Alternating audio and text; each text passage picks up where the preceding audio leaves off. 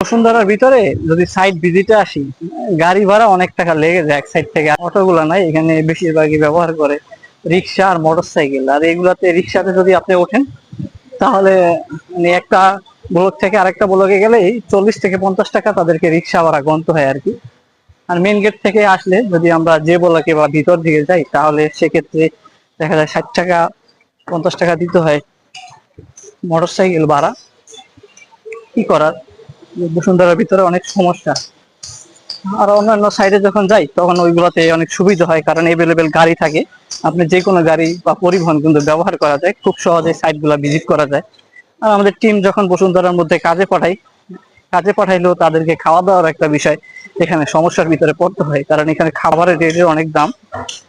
তারপরেও কিন্তু কাজগুলো তারা ইনশাল্লাহ শেষ করে চলে। বসুন্ধরার ভিতর থেকে বের হয়ে একটু মেন সড়কের দিকে যাব। এখন দুইটা ওয়ে ব্যবহার করা যাবে, আর রিক্সা না হলে মোটরসাইকেল।